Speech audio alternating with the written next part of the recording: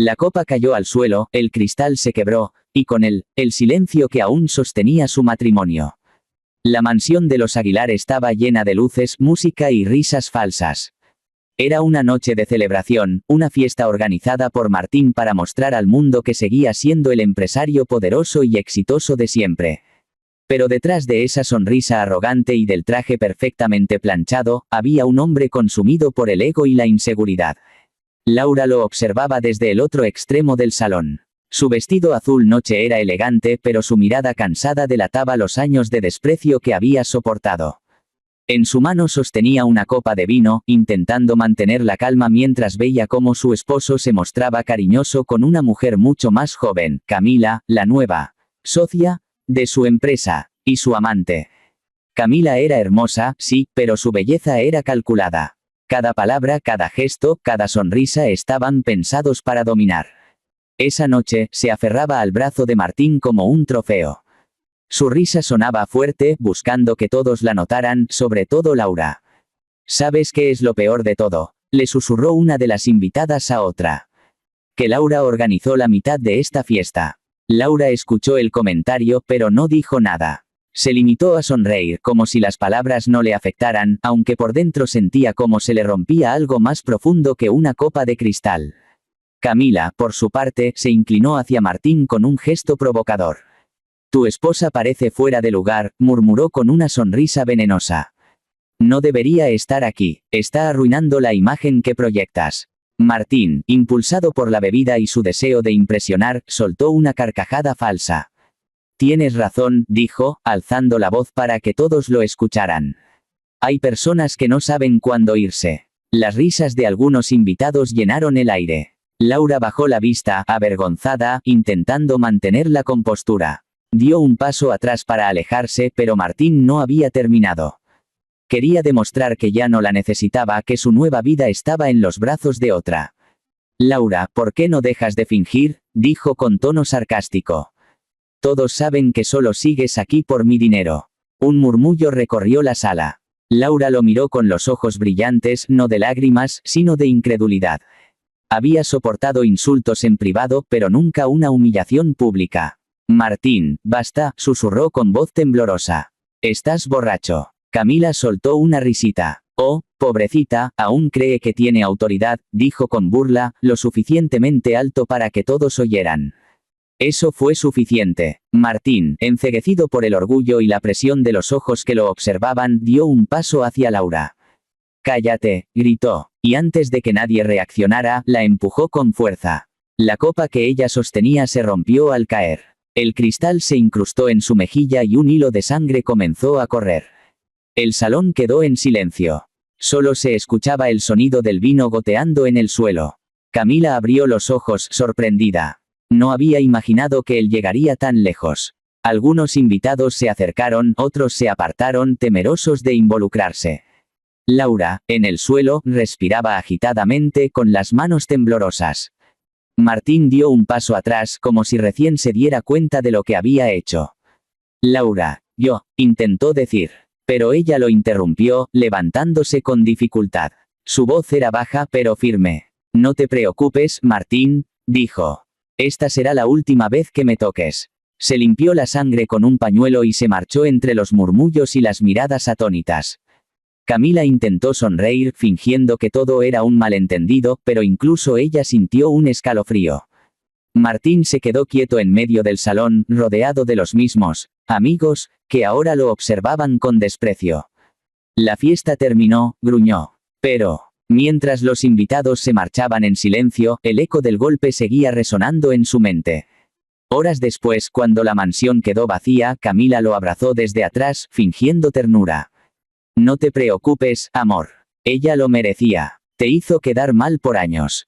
Ahora, por fin, serás libre. Martín no respondió. Miraba sus manos temblar. En el fondo, sabía que algo se había roto para siempre, algo que ni el poder ni el dinero podrían reparar. En otro lugar de la ciudad, Laura conducía sin rumbo. Las lágrimas empañaban su visión, pero no se detuvo.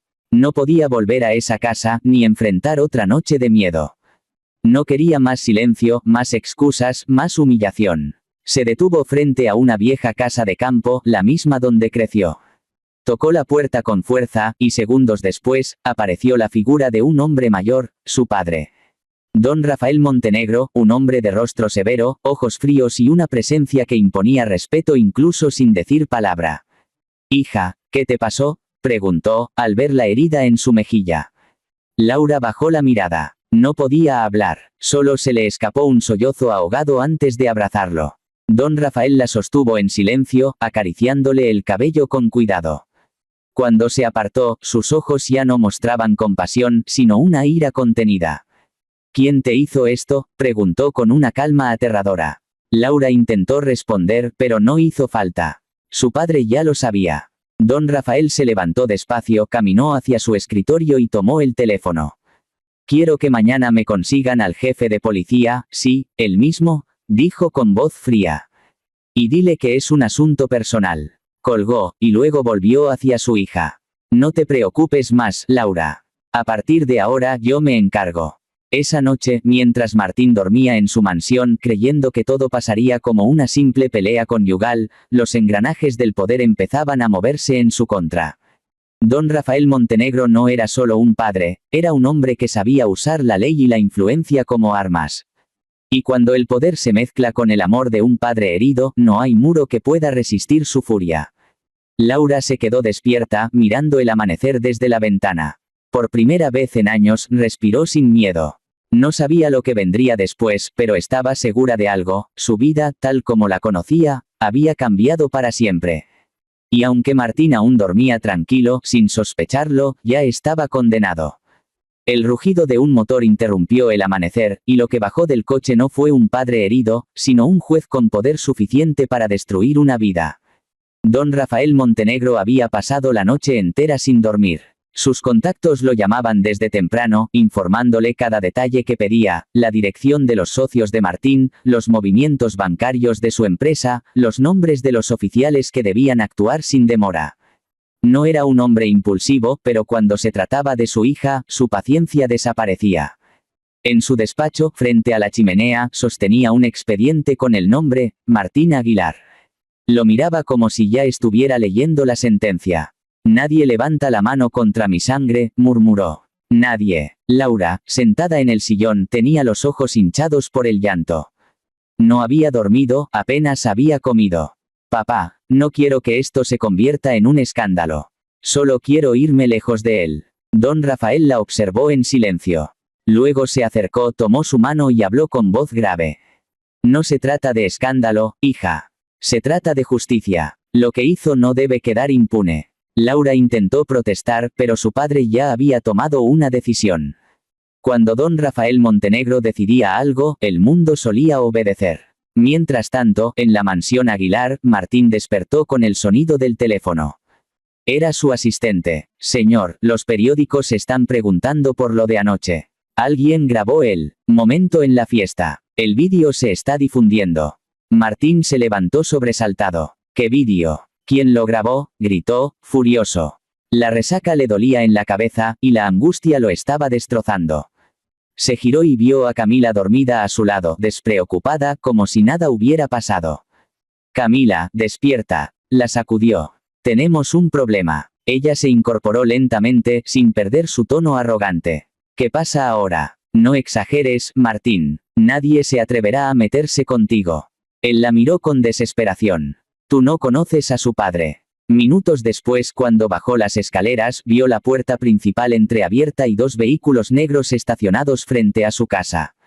Dos hombres con uniforme policial aguardaban en el jardín, y detrás de ellos, un coche de lujo del que descendió una figura que heló la sangre de Martín, don Rafael Montenegro. El aire se volvió pesado.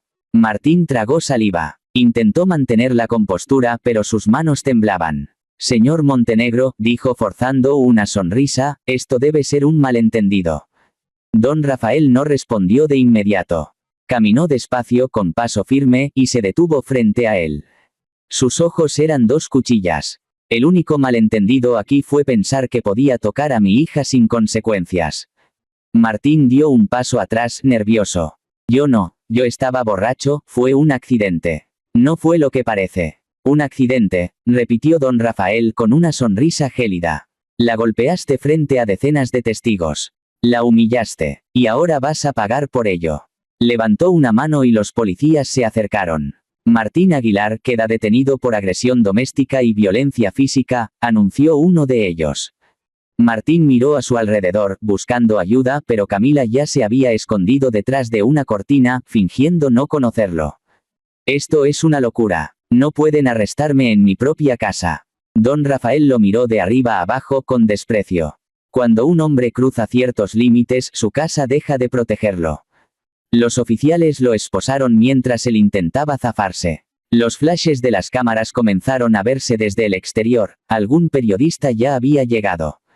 Suéltenme, llamaré a mis abogados, gritaba Martín, pero su voz se perdió entre los murmullos de los agentes. Don Rafael se acercó lo suficiente como para hablarle al oído. Tú no entiendes aún quién soy, pero pronto lo sabrás. Y cuando eso pase, desearás no haberme conocido. Martín lo miró con terror. Lo subieron al coche policial mientras Camila se quedaba petrificada, incapaz de mover un dedo. ¿Qué vas a hacer conmigo?, alcanzó a gritar.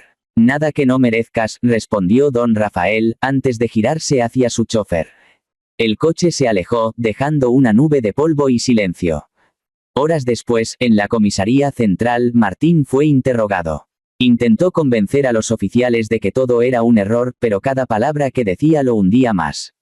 La denuncia de Laura había sido presentada con fotografías, testigos y el respaldo del abogado de la familia Montenegro. Nadie se atrevería a cerrar el caso. Tiene amigos poderosos, señor Aguilar, le dijo el oficial con tono casi compasivo. Pero su suegro tiene más. Mientras tanto, Laura se mantenía en casa de su padre, viendo las noticias en silencio. El vídeo de la agresión se había vuelto viral, los titulares decían, empresario golpea a su esposa durante una gala benéfica. Cada canal repetía las imágenes una y otra vez. Su padre entró en la sala con una taza de té. No veas eso, hija. Déjame encargarme. Ya lo hiciste, susurró ella. No quiero que lo destruyas, papá. Solo quiero que aprenda. Don Rafael la miró con ternura por un instante, pero su expresión se volvió dura enseguida. Hay hombres que solo aprenden cuando lo pierden todo. Esa misma tarde, los socios de Martín comenzaron a retirarse de sus negocios. Uno a uno, los contratos fueron anulados, las cuentas congeladas, las puertas cerradas. En menos de 12 horas, su imperio empezaba a tambalearse. Camila, al ver el caos, empacó sus cosas y desapareció sin dejar rastro. Martín intentó llamarla desde la celda, pero ella no respondió. Cuando finalmente salió bajo custodia temporal, la mansión estaba vacía. Su nombre, manchado. Su reputación, destruida. Caminó por las habitaciones en silencio, observando los cuadros, los trofeos, los recuerdos de su éxito. Todo parecía burlarse de él. En la chimenea, un sobre blanco esperaba. Tenía el sello del despacho de abogados de los Montenegro. Lo abrió con manos temblorosas. Dentro había una carta firmada por Laura. Mayor que, no busques perdón. No me lo pidas. Solo recuerda que una mujer puede soportar mucho, hasta que deja de hacerlo. Esta vez, no fue el destino quien te castigó, Martín. Fuiste tú mismo. Martín dejó caer la carta al suelo, sus rodillas flaquearon. En ese momento entendió que don Rafael no había hecho más que acelerar una condena que él mismo había escrito con cada palabra cruel, con cada desprecio, con cada golpe. Desde la ventana vio cómo los periodistas aún esperaban fuera. El hombre que una vez se creyó invencible, ahora se ocultaba entre sombras temiendo al mismo poder que solía usar contra otros. Y mientras las sirenas se alejaban, una certeza lo golpeó con fuerza: el peor enemigo de un hombre no es quien lo enfrenta con odio, sino quien lo destruye con justicia. El escándalo estalló en los noticieros, pero la verdadera venganza aún no había comenzado.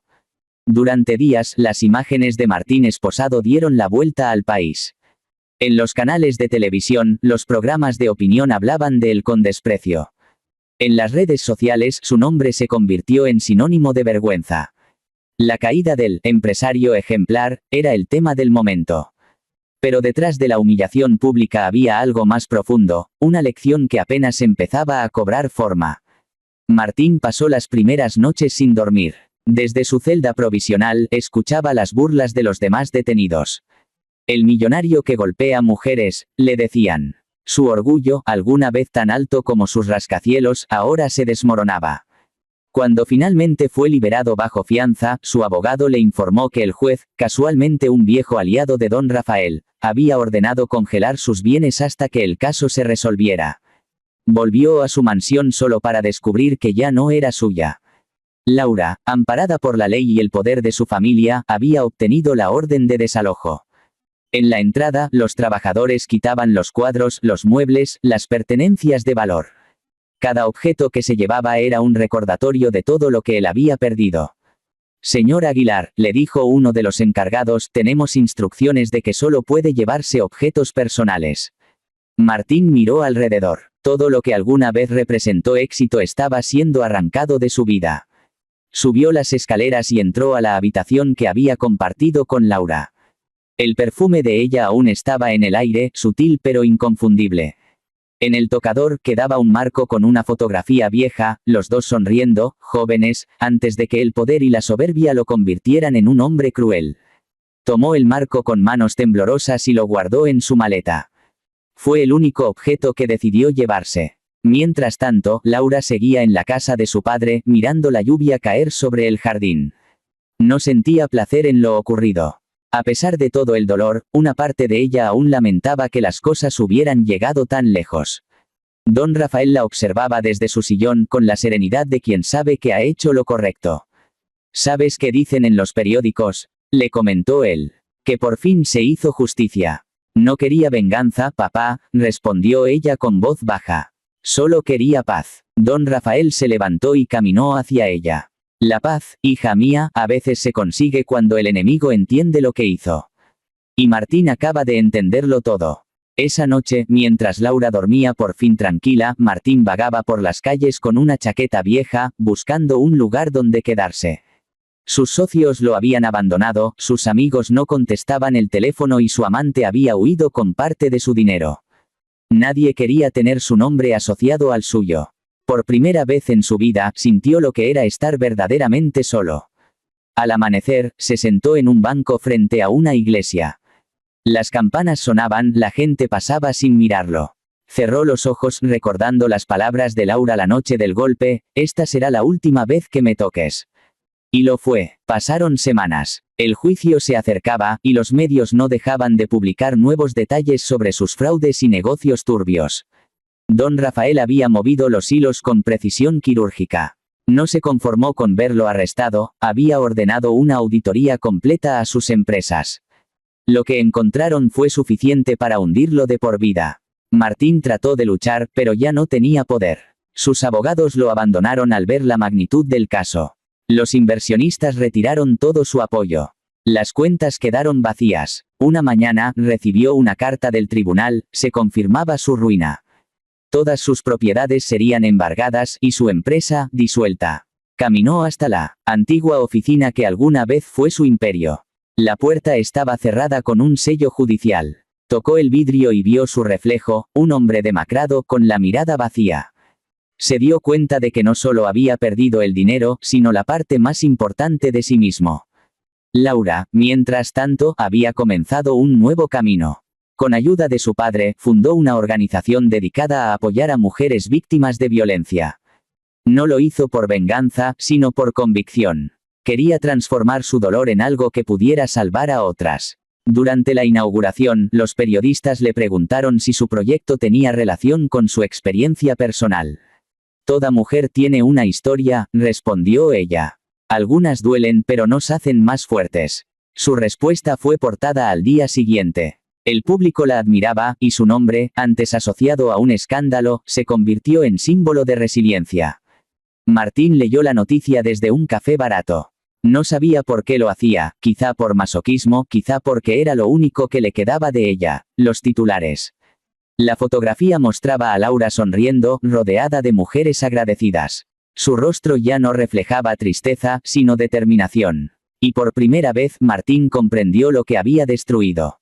No era solo un matrimonio. Había aplastado un alma que ahora renacía más fuerte sin él. Esa noche caminó hasta la casa de don Rafael. No para pedir perdón, sino para mirar desde lejos. Desde el portón vio las luces encendidas, las risas, la vida. Se quedó ahí bajo la lluvia, sin que nadie lo viera. Cuando finalmente se dio la vuelta, un coche se detuvo a su lado. Era don Rafael. ¿Qué haces aquí?, preguntó el hombre, bajando la ventanilla. Martín no respondió al principio.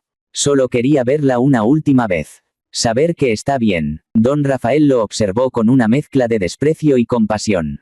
Está mejor que nunca. ¿Y tú? Hizo una pausa, estás pagando por todo lo que hiciste. Martín asintió. Lo sé, y no hay castigo que sea suficiente. Don Rafael suspiró. No me interesa verte sufrir, Aguilar. Pero sí me interesa que nunca olvides. Hay heridas que no se curan con dinero. Sin decir más, arrancó el coche y se fue. Martín se quedó solo otra vez, empapado, mirando el portón cerrado. Días después se fue de la ciudad.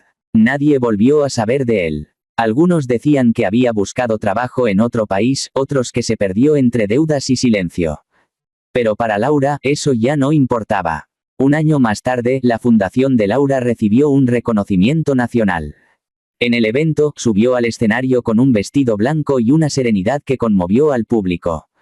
Hubo un tiempo en que pensé que mi vida había terminado, dijo ante el micrófono.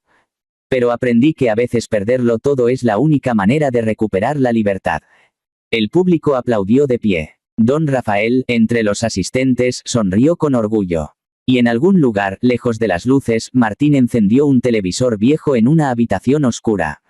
Vio la ceremonia por unos segundos y luego apagó el aparato. Su reflejo en la pantalla apagada le devolvió la imagen de un hombre que tuvo todo y lo perdió por una sola noche de soberbia. Porque el verdadero castigo no fue la cárcel, ni la ruina, ni el desprecio del mundo. Fue saber que ella floreció justo después de que él intentó destruirla. Y así, el hombre que golpeó a su esposa para impresionar a su amante, terminó viviendo para siempre bajo la sombra de su propio arrepentimiento, mientras el poder que quiso usar contra ella se convirtió en el mismo poder que lo borró de la historia.